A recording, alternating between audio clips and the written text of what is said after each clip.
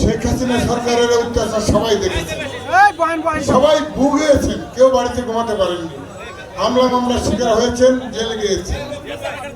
আমরা তখন খুব কষ্টে ছিলাম, তাই তো? কিন্তু 5ই আগস্টের পরে যে প্রেক্ষাপটটা পরিবর্তন হলো ছাত্র জনতার আন্দোলনে, আমরা উচ্ছ্বসিত, আমরা আনন্দিত, তাই তো?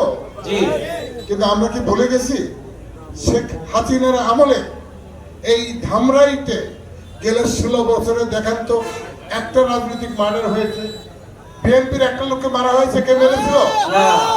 কিন্তু আজকে যেখানে দাঁড়িয়ে আছি, কয়েকদিন আগে রমজান মাসে দেখেন, এখন তো আওয়ামী লীগ নাই, বিএনপির এখানকার পরীক্ষিত নেতা আমাদের আবুল কাসেম গাঙ্গুটি ইউনিয়ন বিএনপির সহসভাপতি, আমার সাথে কয়েকবার সে জেল কেটেছে, আপনারা জানেন।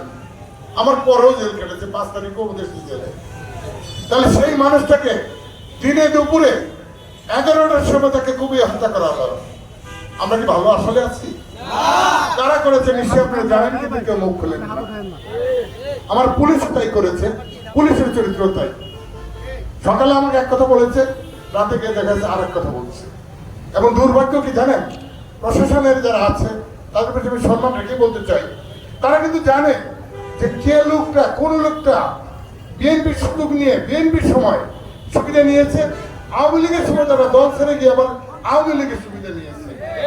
এখন আবার থানা আমার ইয়েনুকে যখন প্রশ্ন করি, ওসিকে যখন প্রশ্ন করি, তারা বলে কি এরা তো বিএনপির নেতা, ওনারা সার্টিফিকেট দিচ্ছে তাদেরকে বিএনপির নেতা, এই মুনাফেকদেরকে। আমাদের শুধু যুদ্ধ কিন্তু একদিকে না, আমাদের প্রিয় নেতা তারেক রহমান সাহেব যেটা বলেছেন, সামনে নির্বাচন এবং নির্বাচনের আগ মুহূর্ত, এই সময়গুলো কিন্তু আমাদের জন্য অত্যন্ত কঠিন। কারণ আমরা মুনাফেক বীর যাবর সবাইকে নিয়ে একত্র আমরা চলতেছি। আমরা এই চলাটা চাই না, আমরা চাই দলে প্রতিযোগিতা থাকবে, প্রতিদ্বন্দ্বিতা থাকবে এবং সেটা সুন্দর থাকবে, এবং সেখান থেকে যোগ্য ব্যক্তিটি এগিয়ে আসবে, আমরা যাকে সবাই তার পিছনে থাকবো। এবং এখানে ঐক্যবদ্ধ ছাড়া কোনো বিকল্প কিছু নাই। আর যারা সন্ত্রাসী করবে, তারেক রহমান সাহেব পরিষ্কার বলে রেখেছেন, আপনারা জানেন, প্রতিদিনই বলেন যে উনি তাদের দায়িত্ব নেবেন না, অর্থাৎ দল তাদের দায়িত্ব নিবে না। অর্থাৎ যারা অপকর্মের সাথে জড়িয়ে আছে, আপনারা মনে করেন তাদেরকে আপনারা কখনো বিএনপির চিন্তাই করবেন না, নমিনেশন তো বহু দূরের কথা।